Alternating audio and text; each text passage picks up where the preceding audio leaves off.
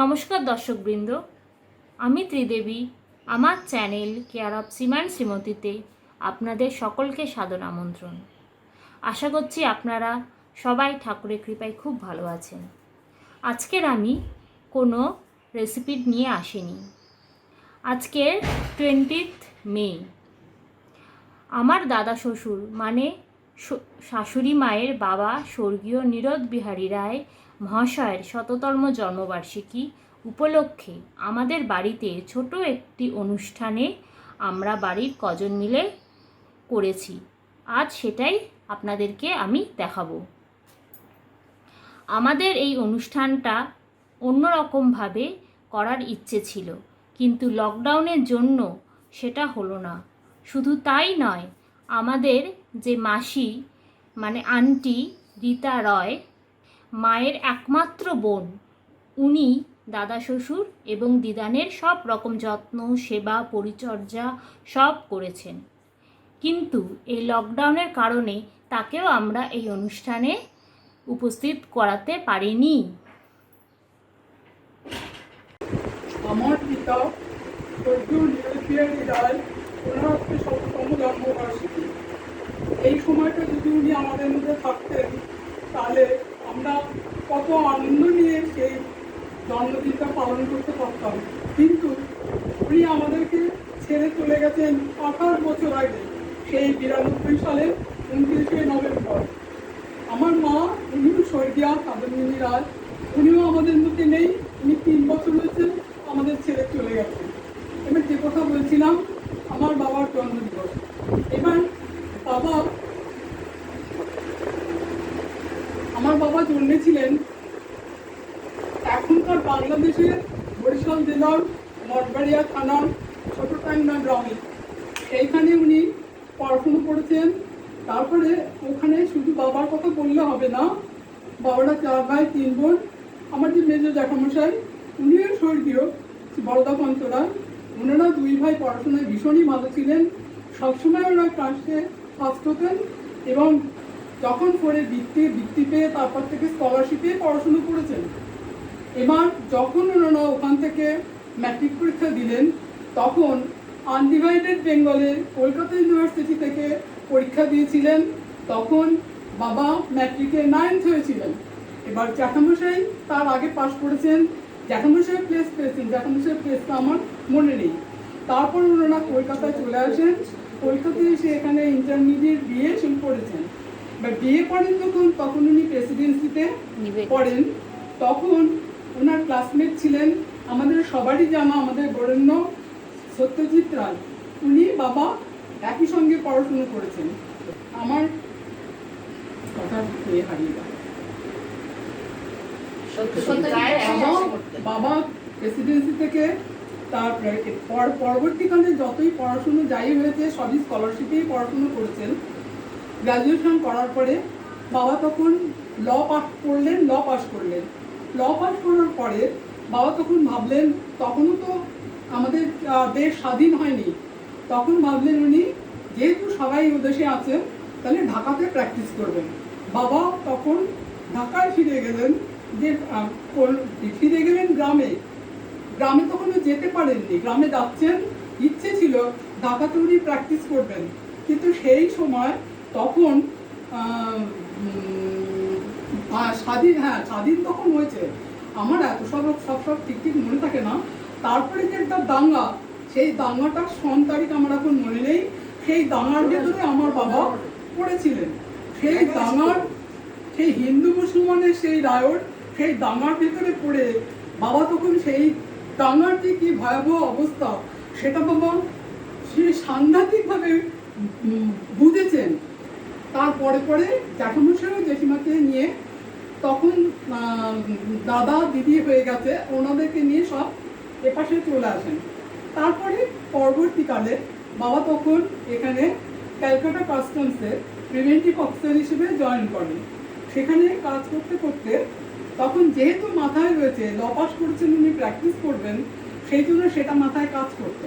Preventive অফিসারের পরে উনি এক্সামিনিং অফিসার হবার পরে এইবার অফিস আর তার ভালো লাগছে না, উনি আর অফিস করবেন না, ভালো লাগছে না। তখন বাবা কিছু না বলে, আমার মামাও ছিলেন কাজটার মধ্যে তখন, উনি রেজিগনেশন দিয়ে চলে আসতেন। মামা টের পেয়েছেন, মামা টের পেয়ে গিয়ে রেজিগনেশনটা উঠিয়ে দিয়েছেন।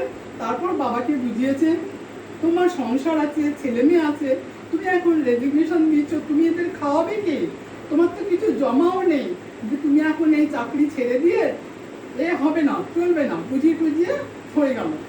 এই করে করে দুবার রেজিগনেশন দিয়েছেন, মামা জানতে পেরে সেটা উঠিয়ে দিয়েছেন।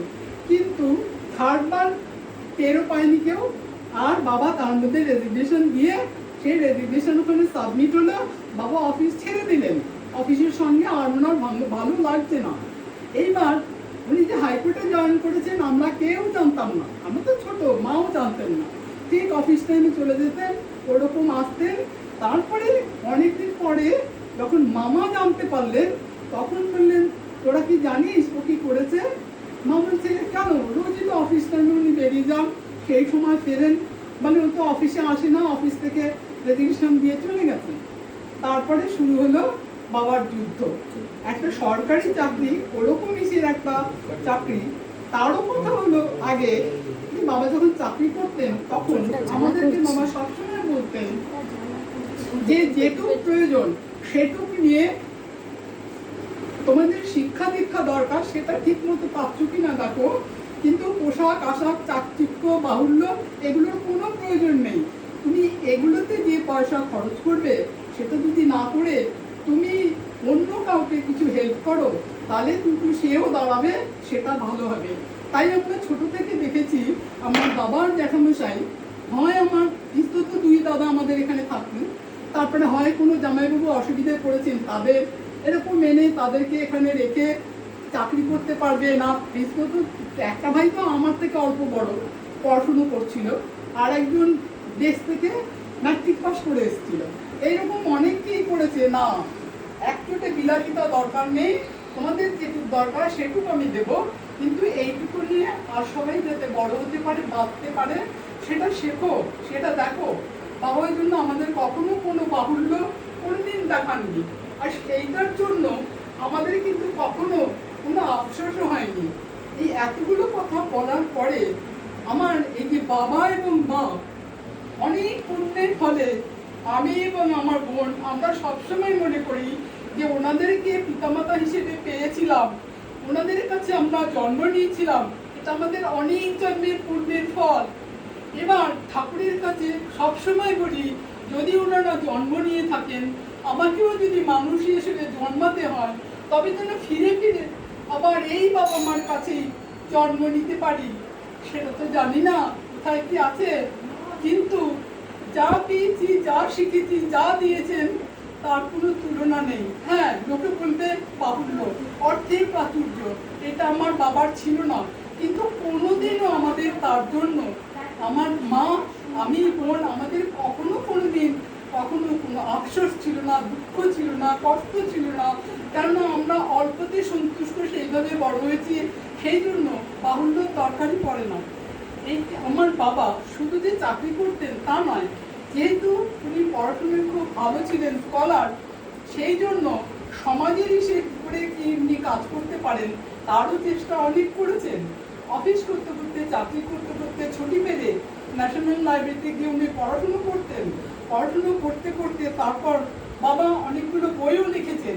আমি ভুলভাল নাম বলবো বলে বলবো না, বাবা অনেকগুলো বই লিখেছেন, সেটা ন্যাশনাল লাইব্রেরিতেও আছে, বাইরের কটা লাইব্রেরিতেও বাবার সেই বই আছে। আরও কটা বই আছে, নামগুলো আমার সব ভালো মনে থাকে না, ভুল নাম বলবো না বলে বলবো না। এরও আগে না, ও কথা এখন আমি বলছি না আমি। তারপরে এইবার যে যখন বাবা চাকরি ছেলে কোর্টে প্র্যাকটিস করছেন, তখনও বই লিখছেন, কোথায় কার মিটিং, কোথায় কারি, এই সবগুলো উনি করতেন, সমাজসেবাও করতেন। আরও বড় কথা, বাবা যে হাইকোর্টে প্র্যাকটিস করতে গেলেন, সেটা প্র্যাকটিস করতে গেলেন কেন, সেটা একটাই মাত্র লক্ষ্য ছিল, সেটা হলো এটার পেছনে ব্যাকগ্রাউন্ড, সেটাও বলতে হবে আমার ঠাকুমা, আমার ঠাকুরদাদার কথা। কেননা আমার ঠাকুরদাদা স্বর্গীয় হরিচরণ রায়, আমার ঠাকুমা স্বর্গীয় সরস্বতী রায়, ওনারা এত ভালো মানুষ ছিলেন এবং যখন ঠাকুরদাদা মারা যান তখন আমার বাবা জ্যাঠামশাই দুজনেই গ্র্যাজুয়েট হয়ে গেছিলেন। তখন ঠাকুরদাদা বলেছিলেন আমার বাবার জ্যাঠামশাইকে, তোমাদের দুজনকে লেখাপড়া শেখানো হয়েছে, তোমরা লেখাপড়া শিখেছো, বড় হয়েছো, মানুষ হয়েছো, জীবনে এমন কিছু কখনো করবে না যাতে নিজের কাছে নিজেকে ছোট হতে হয়, সেরকম কখনো কোনোদিন করবে না। আমার বাবা এবং জ্যাঠামশাই আজীবন এমন একটা নিষ্ঠার সাথে, এমন একটা নীতির সাথে, এমন নামে জীবন কাটিয়ে গেছেন, সেটা আমরা দেখেছি বলে সেই জন্য অন্য এত কিছু প্রলোভন সব কিছু আমাদেরকে স্পর্শ করে না, আমাদেরকে কোনো কষ্টও দেয় না। আমরা খুব অল্পেই সন্তুষ্ট ছিলাম, অল্পেই আমরা খুশি ছিলাম। কষ্ট সেটাই যে বাবা তো অনেক আগে আমাদের ছেড়ে চলে গেছেন। আমি তখন চাকরি পেয়েছি তার আগেই, কিন্তু বিশেষভাবে বাবার জন্য কিছু করতেও পারেনি। বাবা হঠাৎ করেই মনেও হয়েছিল, বাবা তো মাথাটা নিয়েই কাজ করেন, বলতাম আমি, জানিস তো বাবার হার্ট অ্যাটাক হবে না, বাবার সেরিব্রাল হবে, আর সেরিব্রাল যখন হবে তখন আর বাবা থাকবেন না, আমি যখন শুনবো এসে বাবাকে আর দেখতে পাবো না। হয়েছিল তাই, সেরিব্রালই হয়েছিল, প্রাণটাই শুধু ছিল। সেটাও একটা বাবার আশীর্বাদ, কি অদ্ভুত। বাবা যখন সেরিব্রাল হলো সেই 92 সালে 28শে নভেম্বর, সেদিন ছিল আমাদের বিবাহ বার্ষিকীর দিন। সকালবেলা বাবার ওই যে স্ট্রোক হলো, তারপরে এটা হয়েছিল একেবারে সেই ইসের ভেতরে নিয়ে গেছে ক্যালকাটা হসপিটালে, সবই করেছে, কিন্তু বাবার জ্ঞান ফেরেনি। গিয়ে দেখেছি বোঝাই গেছে আর উনি ফিরবেন না, কোমায় চলে গেছেন। কিন্তু ওনার শরীরে এমন কিছু ছিল না যাতে একটা দিন একটা রাত উনি যুদ্ধ করতে পারেন, কিন্তু যুদ্ধ করেছেন শুধুমাত্র আমাদের বিবাহ বার্ষিকীর দিনটাকে ক্রস করার জন্য। 29 তারিখ ধরে উনি মারা গেছেন, একই দিনে আমাদের বিবাহ বার্ষিকী, আর বাবা চলে যাবেন। এটা বাবা চাননি বলেই কত কষ্ট করে সারা দিন রাত কিভাবে ছিলেন। আমার অনেক কিছু বলার ছিল, কিন্তু এখন আমি আর কথা বলতে পারছি না। সবাইকে অনুরোধ করছি, আমরা সবাই আমাদের এখানে সুযোগ জামাতাকে এই অনুষ্ঠানটা পরিচালনা করার জন্য অনুরোধ আছে, ভুলিয়ে তাকে শ্রদ্ধা জানাবার জন্য অনুরোধ করছি। যারা আসতে চান আসুন, শ্রদ্ধা জানান, ভুলিয়ে গল্প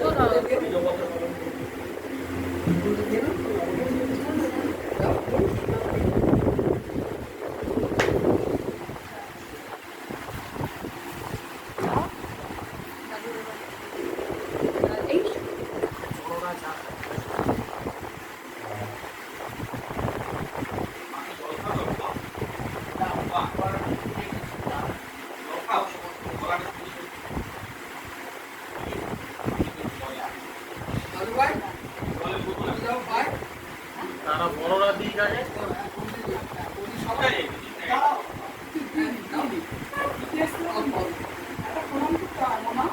বাবা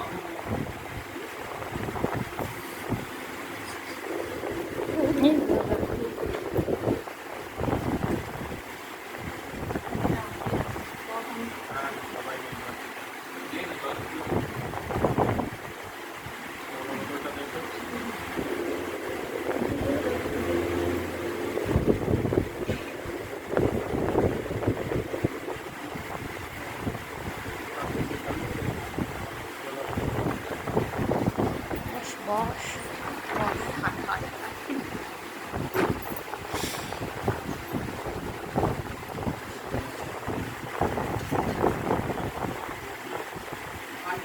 তারাও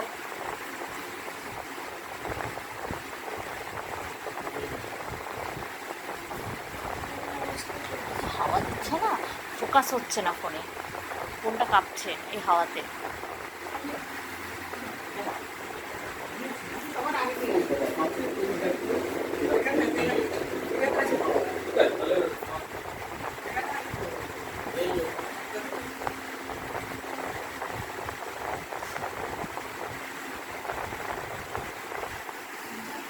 এটা একটু ধরো, আমি একটু গরম করে নিই, ধরো তুই যা তুই যা।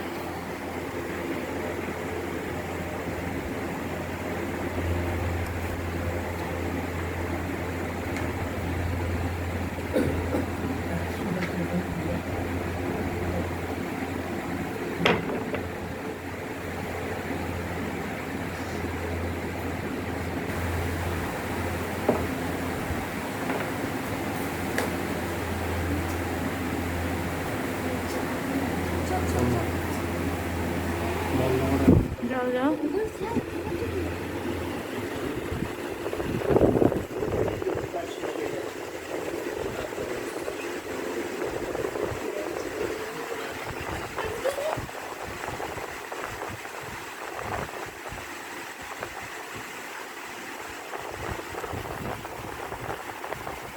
মানুষের জীবনের দুটো দিন জীবনে স্মরণীয় থাকে। একটা দিন হচ্ছে তার জন্মদিন, যেটি সে জন্মায়, এবং এভাবে তাকে পথ চলতে চলতে মৃত্যুর কারণ নির্দিষ্ট নিয়মে তারা মৃত্যু হয়। আমরা সাধারণত মৃত্যুদিনের থেকে জন্মদিনটিকে বেশি ফেভার করি, কারণ সে দিনটির সঙ্গে থাকে অনেক আনন্দ, অনেক আশা, অনেক প্রত্যাশা। মৃত্যুদিনটাও আমার স্মরণ করি। এটা একটি দুঃখ বেদনার মধ্যে দিয়ে আমরা আজকে তার মৃত্যুদিন নিয়ে আমি কোনো কথা বলবো না, ভাববো না। তার জন্মদিনে নিয়েই আমরা দু চারটা কথা বলবো। আমি মানুষ সম্পর্কে হয়তো আমি কিছু জানি না, ঠিকই আমি যতটা যতদিন বলতে শুনলাম, সেই কথাগুলো কিছু কিছু ভাবনা, চিন্তাধারা আমাদের সঙ্গে আত্মীয় হওয়ার পরে ওনাকে আমি যতবার দেখেছি, তার ভিতর থেকে যেন আমার এখনো স্মরণে আছে। তাকে দেখলে মনে হতো একজন অত্যন্ত নিষ্ঠাবান, বুদ্ধিমান মানুষ। তার চেহারা ছিল, এবং একই সঙ্গে আমি আর একটু অন্য একটা দিকে যাব। সেটা হচ্ছে আমি এমনি করে এই মুখোক্তি, এই মুখস্মৃতি দিয়ে আমার জ্যাঠামশার কথা মনে করেন। তাকেও দেখলে মনে হতো তিনি যে একজন ধৈর্যশীল, বুদ্ধিমান মানুষ। তার মুখায়বের মধ্যে সে প্রকাশ করে। তো মানুষের কথা বলে ফেসিক দি ইন্ডেক্স অফ মাইন্ড, কথা ঠিক সত্য। মুখের মধ্যে তার প্রতিভা, তার ভিতরে সমস্ত গুণ, তার কিছুটা ছাপ থাকে। এটা ওনাকে আমি দেখেছি এবং আমার আজও স্মরণ আছে। দেখে মনে হতো উনি একদম স্বাধীন চেতা মানুষ। এবং রুগীর কাছে এটা শুনলাম, আমি এটা কম শুনেছি যে উনি কাস্টমসের একজন কর্মী ছিলেন, ভালো পোস্টে চাকরি করতেন, কিন্তু সব ছেড়ে দিয়ে উনি কেন সেই স্বাধীন কর্ম, সেই প্র্যাকটিস করতে আপনি দেখে পেলেন, তার মধ্যে কেন পেলেন? তার মধ্যে তার একটা মনেরও মিল আছে, তার চিন্তা ভাবনারও একটা মিল আছে। অর্থাৎ উনি পরাধীনতাটাকে বেশি করে মনে করতেন না। স্বাধীন হওয়ার কিছু করা, মানুষের জন্য কিছু করা, সমাজের জন্য কিছু করা, এটাই বোধহয় ওনার কাছে প্রাধান্য ছিল। যার জন্য উনি সে কর্মজীবন থেকে সরকারি তো ভালো লোভনীয় চাকরি করতেন অবশ্যই, তাকে প্রত্যাখ্যান করে তার থেকে বেরিয়ে এসে তিনি স্বাধীন কর্মে তিনি নিজেকে নিয়োগ করলেন। তার পিছনে সত্যির কারণ আছে। আমরা তো ভাবি হ্যাঁ উনি তো ভুল করেছেন, এখানে থাকলে অনেক কিছু করতে পারতেন, অনেক কিছু ধন সম্পদের মালিক হতে পারতেন, কিন্তু তা নয়। তার কাছে এটা ধন সম্পদের পথ নয়। উনি ঠিকই করেছেন। আমার যা ভালো লেগেছে যে কাজের মধ্যে নিত্য থেকে নিজেকে গর্বিত মনে করেছেন, এবং সেখানে থেকে উনি স্বাধীনভাবে কিছু বই পুস্তক লিখেছেন মানুষের সম্পর্কে, স্মৃতিও লিখে গেছেন। যাই হোক, আমার অনেক বক্তাই আছে এখানে, আমি আর বেশি কিছু বলবো না। আমি এই স্মরণীয় দিন থেকে তাকে স্মরণ করি, আর তার প্রতি আমার আন্তরিক শ্রদ্ধা আমি সব কিছু তাকে নিবেদন করি। আমার বক্তব্য আমি শেষ করি। যে ওনার মধ্যে যে ওনাকে দেখলে যে শ্রদ্ধা মতো হয়ে আসতো, সেটা খুব সত্যি। আর আমরা ওনার লেখন পেয়েছি, যতটুকু সামনেতে আসতে পেরেছি, বেশি পারিনি, সেই সৌভাগ্য আমাদের হয়নি। আর ওনার মতন একজন এরকম জ্ঞানবান লোক যে আমাদের আত্মীয়ের মধ্যে আছে, এটা ভাবতে আমাদের বলতে হবে। একটা কথা হয়তো আমি আগে শুনেছি, হয়তো ভুলে গেছিলাম বা মনে ছিল না, উনি যে মেট্রিকুলেশনে 9 পেয়েছিলেন, এই কথাটা আমি শুনে থাকলেও ভুলে গেছি। আজকে শুনে আমার খুব ভালো লাগলো, খুব মানে গর্ববোধ করছি যে আমাদের এরকম লোকের আত্মীয়তার সম্পর্ক আমাদের সাথে আছে। আর ওনার মৃত্যুদিনের কথা সেটা বলবো না, যিনি ইন্দুদিনে বললেন সেটা সেই দিনও আমরা গিয়েছিলাম, সেই হসপিটালে গিয়েছিলাম, সেই স্মৃতিটুকু আছে মনে, সেটা দুঃখের স্মৃতি। আজকে যদি রুবি যেটা বলে, আজকে যদি উনি সত্যি আমাদের মধ্যে থাকতেন, 100তম জন্মবার্ষিকী, এর মতো আনন্দের আর দিন আমাদের হতো না। আজকে একটু আগেই বললাম যে বৌদি তো বেশ সেজে এসেছে, আমি যে হ্যাঁ সাজলাম এই কারণে যে 100তম জন্মবার্ষিকীর একটা অনুষ্ঠান হচ্ছে, এটা সত্যি আনন্দের কথা। উনি না আমাদের মধ্যে নেই, কিন্তু তবু ওনার 100তম জন্মবার্ষিকীর আমরা অনুষ্ঠান করতে যাচ্ছি, সেই জন্যই সেটা আমাদের কাছে আনন্দ। ওনাকে শ্রদ্ধা জানিয়ে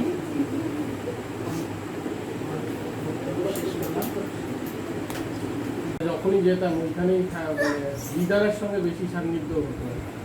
দাদু ওই সকালবেলা জিলেপি আনতো, এইটুকুনি মনে আছে। আর দাদুর মৃত্যুদিনটা বেশি ইয়ে হয়, কিন্তু আজকে ডিসকাস করা উচিত না, কেননা আমি গেছিলাম ওই দিনকে আনতে। তারপরে ভারত বন্ধ ছিল, যেদিন কাজ ছিল সব বন্ধ ছিল। সেই কি অবস্থা আমার মনে আছে। বাবরি ভাঙা হলো 5 জন। 6 তারিখে বাবরি ভাঙা হলো, আর ওনার কাজটা বোধ হয় 8 কলকাতা ইয়েতে ছিল মনে হয়, ছিল বোধ হয় না? সকালে কারফিউ ছিল। 92 28 বছর হলো। 9 তারিখ হ্যাঁ ছিল 92। শ্রাদ্ধ কাজটা 9 তারিখে ছিল, হ্যাঁ। আর বাবরি 6 তারিখে, 6-এর পরেই দেখা হয়েছে ওনার সাথে। তা উনি বলেছেন যে বাড়িতে এসে খোঁজ নিতে, কিন্তু তখন কিন্তু অলরেডি 3-4 দিন ক্রস করে গেছে, ঠিক আছে, মানে আসলে ওই এক্সপায়ার ভদ্রলোক- করে গেছে। কিন্তু ওনার কোনো ডকুমেন্টস ছিল বা ওনার কিছু দরকার ছিল হয়তো, তার জন্য বাড়িতে আসতে বলেছে। না না, ওনাকে নাকি দেখতে পেয়ে, মানে উনি নাকি বলেছে যে মানে আসতে পারি। ওই ভদ্রলোককে বাবার নিয়ে ওনার কাগজপত্র নিয়ে আসতে বাবা বলে দিয়েছিলেন যে আপনি ঠিক ঠিক কাগজপত্র নিয়ে আসুন, তারপরে আপনার কেসটা আমি দেখছি। এবার কাগজপত্র জোগাড় করতে করতে তখন যে বাবা নেই সে নেই, তখন আসছেন যখন আমাদের বাড়ির রাস্তার ওইখানটায় দেখছেন উনি পায়চারি করছেন। তখন বলাতে তখন ওনার সাথে কথা বলাতে উনি বললেন এখানে না বাড়ি আসুন, বাড়িতে কথা বলবো, এখানে না বাড়ি আসুন, বাড়িতে কথা বলবো। তারপরে বাড়ি এসছে যখন, তখন বলছে রায় সাহেব আছেন, রায় সাহেব, তখন মা না ঋতুকে বেরিয়েছে, তা ঋতুই বোধ হয়।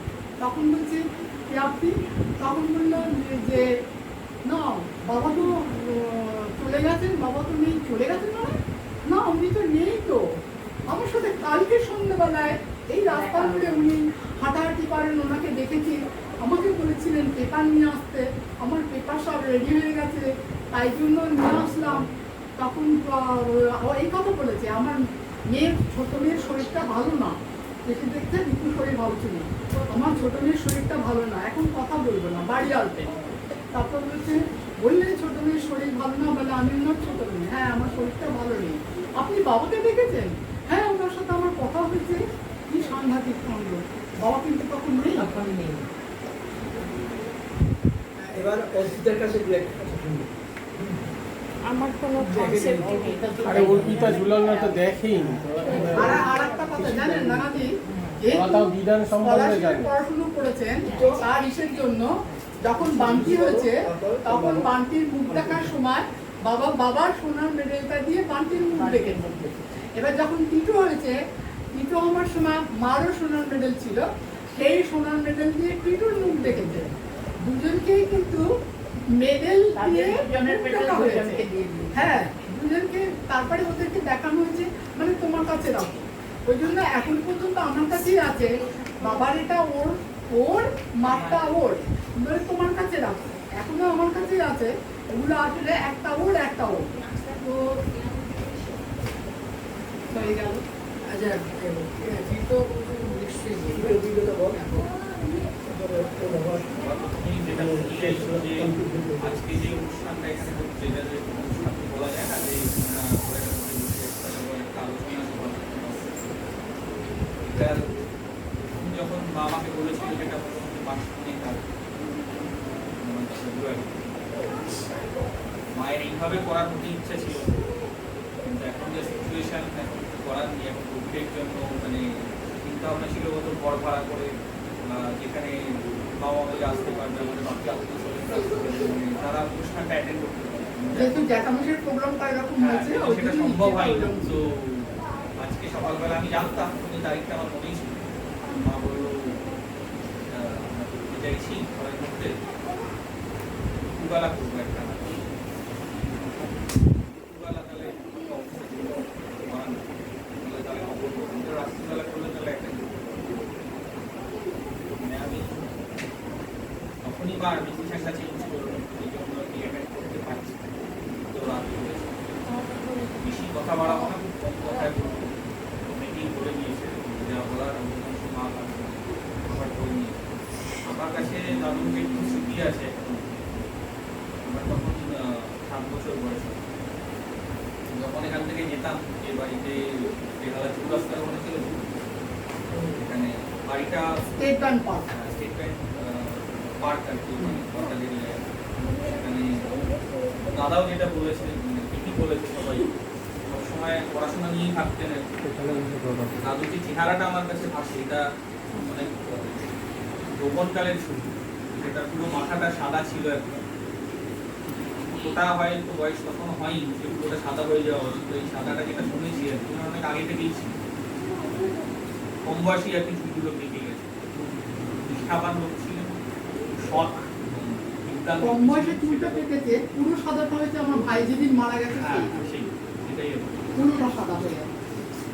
নিজের জীবন দিয়ে একটা উদাহরণ রেখে গেছেন, যেটা আর কি আমাদের সমাজে একটা শিক্ষার বিষয়, যে একটা মানুষের জীবন কীভাবে যাপন করা উচিত। কেননা কোনোদিনও এবং মাও বলেছে সেটা বাহুবিলের পিছনে যাননি, নিজে যে জায়গাটায় ছিলেন, যে খ্যাতির শিখরে পৌঁছে যেতে পারতেন না, তো সেই সমস্ত জায়গায় ছেড়ে দিয়ে তখনকার দিনে গভর্নমেন্ট সার্ভিস সেটাকে ছেড়ে দিয়ে তারপরে প্র্যাকটিস করেছেন, সেখানেও অনেক কষ্টে সংসার চালিয়েছেন। তখন আমি যতটুকু জানি, মায়ের কাছ থেকে শুনেছি আর কি, পুজোর সময় বা বাকি অন্য অনুষ্ঠানের সময় মানে তখন আর কি একটা করে জামা, মানে এখন যেমন অনেকেরই এক এক দিনে এক একটা জামা পরে ছেলে মেয়েরা, আমরা হয়তো পড়েছি, মায়েরা সেটা পরে, এটা দরকার হতো না। এবং দাদু সেটাই শিখিয়েছিলেন যে একটা জামা তোমার থাকলে সেটা যথেষ্ট। এটা থেকে বোঝা যায় মানে কতটা পরিশ্রমী ছিলেন, সেটা তো বটেই, সেটা অবশ্যই বলবো, এবং কতটা বাহুল্য ছিলেন এবং হচ্ছে বাহুল্যটাকে বঞ্চিতভাবে নিজের জীবনটা যাপন করেছেন, এবং সেটা নিজের পরিবারের উপর এইভাবে আজ করতে দেয়নি সবসময়। অনেক পরিশ্রম করতেন এবং তার সাথেও বাকিদেরকে সাহায্য করতেন, এবং আমাদের ক্যাটাগরির জন্য মানে আমরা রিজার্ভ ক্যাটাগরি তাদের জন্য যে বই লিখে গেছেন এবং তাদের আমাকে সাহায্য করেছেন। দাদাও যেটা বললো, লাস্টে যখন মারা যাওয়ার পরও তিনি একজনকে দেখা দিয়েছিলেন, কেননা তার সেখানে তার মধ্যে গিয়ে এটা বোঝায়, এটা থেকে কি প্রমাণিত হয়, এটাই যে একটা মানুষের মধ্যে দায়িত্ব করতে যে কতটা কাজ করছে। তাই একজনকে তিনি কথা দিয়ে গেছিলেন যে আমার কাছে আসবেন, তো তিনি মারা গেছেন, তারপরেও সেই কথাটা কিন্তু রাখা যায়নি। তার সাথে মানুষ মারা যাওয়ার পর কিছুদিন থাকে আর কি এলাকার মধ্যে, তার আত্মাটা ঘুরে বেড়ায় বলে, তো সেটার দ্বারাও বোঝা যাচ্ছে কি আমাদের জন্য জিলিপি নিয়ে আসতেন সকালবেলা, যখন যেতাম ঘরের মধ্যে থাকতেন, পড়াশোনা নিয়েই থাকতেন, দাদু ভাই বলে ডাকতেন। আমার একটা ডায়েরি ছিল যেটা আমি সকালবেলা খুঁজছি না, এখানে 3টে কথা লেখা ছিল, দাদুর শেষ কথাটা মায়ের নিশ্চয়ই মনে আছে, যে 3টে কথা যেটা বলেছিল, জীবনের শেষ 3টে কথা, সেটা বিধানকে বলেছিল। তখন কটা বাজে আর কি, প্রায় 8:30 9টার দিকে হবে, 3বার 8:30, তারপরে করেছে 9:15, ওই 9টা, সেটাই কটা বাজে এটাই ছিল লাস্ট। এটাই কথাটা ছিল। তো ডায়েরিটা এখন খুঁজতে হবে, আমি সকালবেলা বেরিয়ে গেলাম, খুঁজে পাইনি এখন, আছেন দুবার জিজ্ঞেস করেছে, দুবারই বলেছে কটা বাজে। সেটা দেওয়ার ইচ্ছে ছিল মাকে, বার করে ওই দেবো। ওই ওই লাস্ট কথাটাই ওটা, কটা বাজে। কেউ কিছু বল- বেঁচে থাকতেন তাহলে এই দিনটা অবশ্যই আনন্দের সাথে আমরা পালন করতাম। আনডিভাইডেড বেঙ্গল ক্যালকাটা ইউনিভার্সিটিতে মেট্রিকে 9 পজিশনে, এবং যখন এই দেশে চলে আসেন ঠিক দেশভাগের অব্যবহিত পরে বা আগে, এবং এখানে এসে স্কলারশিপেই পড়াশোনা করেছেন। প্রেসিডেন্সি কলেজেই ইংলিশে অনার্স নিয়ে করতেন এবং সেখান থেকে অনার্স নিয়ে পাস করেন। তবে এই প্রসঙ্গে বলবো, আমার ব্যক্তিগত জীবনে আমি বহু আমার ক্ষুদ্র পরিধিতে ভিডিওটা করো তো, আমি বহু লোকের সঙ্গে রান্নাঘরে যাই, মেলামেশা করেছি, দেখেছি জীবনযাত্রা। তাকে আন্টিকে পাঠিয়ে দেবো। বাবু কিন্তু 1 লক্ষ লোকের মধ্যে যদি বলা হয় একটা ব্যতিক্রম ব্যক্তি। আজকে থেকে 28 বছর আগে, 30 বছর আগে সামাজিক পরিস্থিতি যা ছিল, আজকে 30 বছর পরে সম্পূর্ণ অন্যরকম পরিস্থিতি এবং চালচিত্র পাল্টে গেছে, চিন্তাধারা মানুষের। ওই সময় মানুষের যা সুযোগ সুবিধা ছিল এখন তা নেই। তখন অনেক সুযোগ সুবিধা ছিল, উনি যখন এই দেশে এসেছেন তখন অনেক সুযোগ সুবিধা ছিল। আমি কেন বললাম কথাটা, লাখের মধ্যে একজন ব্যতিক্রম ব্যক্তি। তার কারণ মানুষ জীবনে কি চায়? প্রতিষ্ঠা চায়, সম্পত্তি চায়, বাড়ি চায়, গাড়ি চায়। ছেলেরা লন্ডন যায়, সান ফ্রান্সিসকো থাকে মেয়ে, ছেলে বড় এক্সিকিউটিভ। আজকে কিন্তু সেই বাহার, এবং ওনার কিন্তু সেই চাহিদা ছিল না। যে কথা আমরা শুনলাম কর্মীর মুখে, কিন্তু তাই না, আমি নিজের চোখে দেখেছি। ওই দেশ থেকে আসার পরে যে বিশাল সচ্ছল অবস্থায় ছিলেন তা নয়, কিন্তু আত্মীয় স্বজন পরিজন প্রচুর আসত, কোনো ব্যক্তি ফিরে যেত না। স্বল্পভাষী, কথা খুবই কম বলতেন, সবসময় পড়াশোনা নিয়ে মগ্ন থাকতেন। উনি যদি নিজের জীবনে প্রতিষ্ঠা চাইতেন, উনি যদি বৈষয়িক বিষয়ে আগ্রহী হতেন, উনি যেখানে চাকরি পেয়েছিলেন আজকে সেখান থেকে অনেক দূর যেতে হতো, অনেক অনেক দূর। তখনকার দিনে সবচেয়ে বড় কথা হচ্ছে ওনার যা শিক্ষাগত যোগ্যতা, এবং এও আমি শুনেছি তখনকার দিনে উনি আইএস পরীক্ষায় বের হয়েছিলেন দুবারই রিটেনে পাস করে গেছেন। কিন্তু যা হয়, এই সমাজের লোক তখনকার দিনে আরো অবহেলিত, আরো নিষ্পেষিত। রিটেনে পাস করে তারপরে আর কিন্তু ভাইবাতে ওনারে তাকে জায়গা করে দেয়নি, এবং জীবনে বহু আঘাত উনি পেয়েছেন। তার প্রমাণ হচ্ছে, আমি একদিন জিজ্ঞাসা করেছিলাম, উনি যেভাবে হোক জায়গা উনি কিনেছিলেন নিজের, এবং সেই জায়গাটা বিক্রি করে দিয়েছেন। বাবু জায়গাটা বিক্রি করে দিন কেন? কি হবে? দেখতে কি হবে? তুমি একটু বলবে। তার আগে কিন্তু পুত্র বিয়ে হয়ে গেছে না, পুত্র সন্তান চলে গেল বড় হয়ে, বিশাল আঘাত। কি হবে? আর কাজে লাগবে সম্পত্তি সব করে দিয়েছে।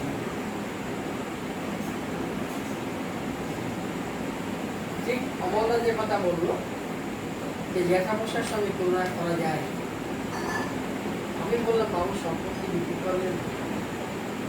আমার বাবাও বলেছিলেন, আমি বাবা প্রসঙ্গ আনছি না এখানে, নিজস্ব সম্পত্তি করতে পারিস, তোর এখন করা হয়, করা উচিত না।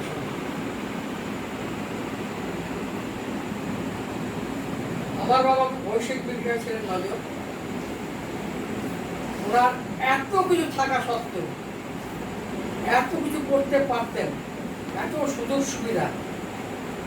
আমার শ্বশুরমশাই হওয়ার আগে আমার সৌভাগ্য হয়েছিল এই দেশে এসে ভারত সেবা হলে আমি সভাতে গিয়েছিলাম।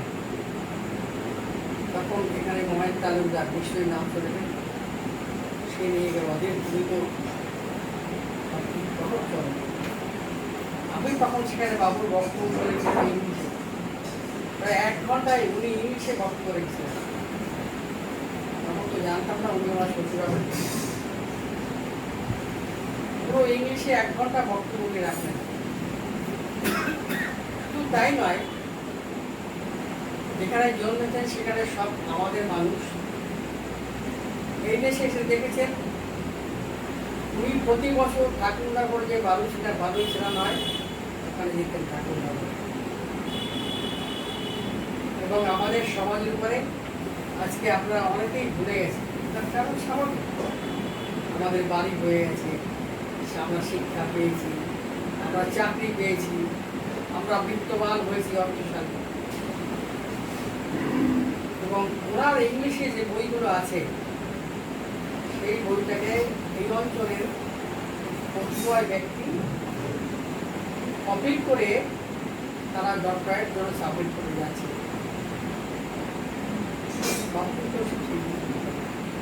ওনার বই, সেই বই আছে আমার কাছে, সবই ইংলিশে লিখেছেন। মরিচ চাবিটা বাংলা লিখেছে। কেন দেখেছেন আমাদের সমাজের মানুষরা কোথায় পড়ে আছে নিচে, কিন্তু কোনো দরকার ছিল না ভাবা। ওনার যে শিক্ষাগত যোগ্যতা, কি দরকার ছিল মানুষের জন্য ভাবা? ভালো চাকরি করেছেন, ক্লাস 1 অফিসার হয়ে অল ইন্ডিয়ার পোস্টিং, বিশাল অর্থ, সম্পত্তি, সম্মান, বাড়ি গাড়ি, কত কি হতে পারে। কন্টেম্পোরারি তার সমসাময়িক মানুষ তার নিচের রাখতেন। আমিও হালদার বেহালায় ছিল, আমাকে বললো অধীর তোমার শ্বশুর মশাই ওনার মতো মানুষ পায় না, জানো তো, রায় সাহেবের মতো লোক। কেন না, আমিও অ্যাপ্রেজারের, আমি ভাবতে অ্যাসিস্ট্যান্ট প্রয়োজন হবো, উনি আমার তো অনেক সিনিয়র। ওনার যা কলম, ওনার যা যোগ্যতা, আর ওনার জীবনে যা কিছু রেখেছিল বাবা জানা, এই জন্যই বললাম ওনার মতো মানুষ হয়। ওই যে চাহিদা, লোক চাই, কিন্তু ওনার চাই না।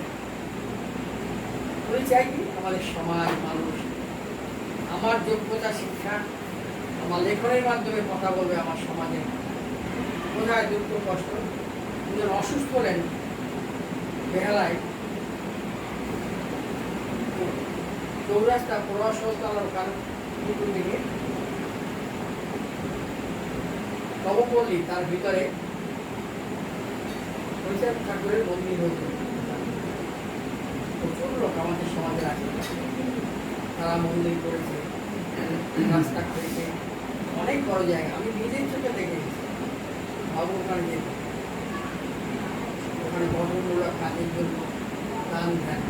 বিষয়টা হচ্ছে উনি যা ইনকাম করতেন, মিনিমাম খাওয়া দাওয়া, পোশাক আশাক, সব বই ছাপা, লেখা, প্রেস, হ্যাঁ, কপি করা, এগুলি করছেন। নিজের সম্পত্তি করে যাব, মেয়েরা থাকবে, বাড়ি হবে। এই জন্যই বললাম লাখের মধ্যে একটা মানুষ ব্যতিক্রম আমি দেখেছি বাবু। দাদা পাশাপাশি বরদাকান্ত রায় স্কলার, উনি পড়তেন প্রেসিডেন্সি কলেজে, উনি পড়তেন স্কটিশ চার্চ কলেজে। দুটো ভাই প্রীতি, আর একজনও ছিল মিঠুর বাবা, তাকেও খালি করে মানুষ করেছেন উনি। অভাবের মধ্যে বাড়িতে দেখাশোনা সব কিছু, বিশাল স্বাচ্ছন্দ্য, বিশাল অর্থের অধিকারী না, হ্যাঁ, ডাল ভাত, সিদ্ধ ভাত খেয়ে মেন লিভিং হাই অ্যাম্বিশন, যেটা বলে যায় গান্ধীজির ভাষায়, সেটাই ছিল ওনার জীবনের আদর্শ। সাদা জামা ছাড়া কোনদিন অন্য জামা পরতে দেখেনি না, চিরজীবন সাদা জামা পোশাক পরে দিত। পরিষেবার সবাই আমাদের পরিচাদের মন্দিরে যখন যান রায় সাহেব, যেহেতু সবাই আসেন ওনার কাছে, ওনার কাছ থেকে নেওয়ার তো সুযোগ সুবিধা অভাব ছিল। কাকে কে লিখে দেয়, কাকে কি পরামর্শ দেয়, বাস্তব আমি নিজে দেখে গেছি। স্যার আজকে তো কোনো টাকা পয়সা আনতে পারিনি, আপনাকে বুঝতে পারলাম না, এতক্ষণ ধরে এই কাজটা করবেন, ঠিক আছে আপনি পরে আসবেন, যখন পারেন দিয়ে যাবেন। হয় না, এই ব্যতিক্রম ছাড়া হয় নাকি? একজন উকিলের কাছে যদি কিছু পরামর্শ নেওয়া, লেখা করা, বুদ্ধি লিখে দেওয়া, সময় নেওয়া 1.5 ঘন্টা 2 ঘন্টা, কিছু না দিয়ে আমি গরিব মানুষ, আপনি জানেন তো আমরা কিছু আনতে পারি, দিয়ে যাবো আপনার কাছে, ঠিক আছে আপনি নিয়ে যাবেন যখন পাবেন। কথা কেউ বলে আসে না, সে লোক আছে সবাই। উনি যে চেয়ার টেবিলে বসতেন, হাইকোর্টে চেম্বার নিয়েছেন, এই চেয়ার টেবিল কিন্তু আমি বসিয়ে সেই চেয়ার টেবিল আমি নিয়ে আমার এখানে চেম্বারে, ওনার বাড়িতে বিশাল লাইব্রেরি, তার মধ্যে ওই বসতেন। একটা মানুষ যখন মেধা সম্পন্ন মানুষ, প্রতিভাবান মানুষ, গুণবান মানুষ, কর্মী মানুষ তৈরি যখন হয়, আস্তে আস্তে সব কিছু তৈরি করে চলে যায় সব। পরবর্তীকালে সেই লাইব্রেরি বইগুলো মা বিক্রি করেছেন, কোনো কাগজে দিয়েছেন লয়া, বইগুলো আছে, অনেকগুলো ম্যানুস্ক্রিপ্ট আছে, যেগুলো সামান্য যায়নি, সব ছিল। বইগুলো যদি সুন্দর বই করা যায়, সবাই তো সেই মানুষগুলো নয়। এখন আমাদের সমাজের মানুষের উন্নতি হয়েছে, ভালো চাকরি করছে, শিক্ষা দিতে হয়েছে, বাড়ি বাড়ি হয়েছে, লন্ডন আমেরিকায় থাকে, প্রত্যেকেই সব মুখটা খুলে যায় যখন বলে, কিন্তু ওনার তো সেই মানুষের ছিল না। তারা উচ্চবৃত্তি করার মানুষ মধ্যে আছে এখন মানুষ, ওনার সেই জিনিস ছিল কোনোদিন মাথা নিচু করে চলতেন, কিন্তু ভিতরে তার ভিতরে যারা জানে কত বুদ্ধিমত্তা সম্পন্ন লোক, মানুষ মিশলেই বোঝা যায়। কলমে কথা বলবে, মুখে কথা বলবে, 1000টা লোক বসে আছে রংচং করা বড় লোকের ছেলে, দেখতে একেবারে লাল লালটুস ফালটুস, কিন্তু একটা কিছু বললে সদুত্তর দেওয়ার মতো যোগ্যতা নেই। সদুত্তর কোন লোকটা দিচ্ছে, লোকটা দেখতে ভালো নয়, নিরীহ লোক, লোকটাই দিচ্ছে কারেক্ট, যোগ্যতা আছে, কথা বলে সেখানে, এবং সেই নীতি নিয়ে উনি চলতেন, যার জন্য জীবনে ছিল সব, কিন্তু পেলেন না কি, মানে পেলেন না মানে কি, ওনার যে নীতি, যেটা বলা যায় শেষে, আপনাকে রয়ে বিব্রত রইতে আসে নাই কেন, কেন অবনি করে, সকলের তবে স্তরে সকলে আমরা, প্রত্যেকে আমরা পরে। বাবু সেইভাবে নিজেকেই ঘুরিয়ে দিয়ে গেছে, নিজের জন্য কিছুই করেননি, থাকতেন ভাড়া বাড়িতে। আমি ওই জন্য প্রশ্ন করেছিলাম, বাবু আপনি জমিটা করলেন, বিক্রি করে দিলেন? যাদবপুর অঞ্চলে জমি কিনে দিয়েছেন। উনি শুধু আমাকে কথা তো বলতেন খুবই কম, কি হবে জমিটা রেখে, আমি তো বেশি প্রশ্ন দিতাম না, আমার মাঝে মাঝে একটু খারাপই লাগবে, কি করছেন উনি, এত কিছু যোগ্যতা, ইনকাম করার স্কোপ, আমরা তো ভাবছি যত ইনকাম করতে হবে তত সুবিধা। আর উনি কোনো লোভ নেই পয়সার প্রতি, আগ্রহ নেই, মানুষের জন্য করা, সমাজের জন্য। গরিব মানুষটা আসলো, জানে আমাদের এই সমাজে রায় সাহেবের কাছে গেলে সব পাবে। তাই বিরল মানুষ, লাখের মধ্যে একজন মানুষ, বললাম কেন এই জন্যই আমি বলেছিলাম লাখের মধ্যে একজন মানুষ। পাশাপাশি কিন্তু তার দাদা, সেও কিন্তু উল্লেখযোগ্য মানুষ, সাধারণ জীবনযাপন, বড়টা কান্ত না। তবে হ্যাঁ, উনি বড় ছিলেন, ভাই উনি ছোট ছিলেন। তা সত্ত্বেও নীরদকে কিন্তু উনি সম্মানের জন্য দেখেছেন।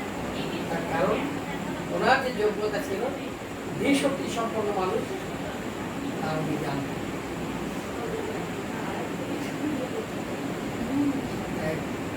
আমি দীর্ঘায়িত করবো না, করার যোগ্যতাও নেই আমার। অনেকটা সময় নিয়েছি, এখানে ধৈর্য লাগছে। বাবুর মতো মানুষ এবং আমার শাশুড়ি মা বিরল। শাশুড়ি মাও ম্যাথামেটিক্সে গোল্ড মেডেল পেয়েছেন। অতএব কি বলবো, শিক্ষাগত যোগ্যতার কথা, মানুষ হিসাবে যোগ্যতার কথা, এত ভালো মানুষ। তাই ভাবি ঈশ্বর মানুষ পৃথিবীতে আসলে তো মৃত্যু অবশ্য ভাবি। আমার কেউ থাকে না, সবাই আমার চলে যাবে।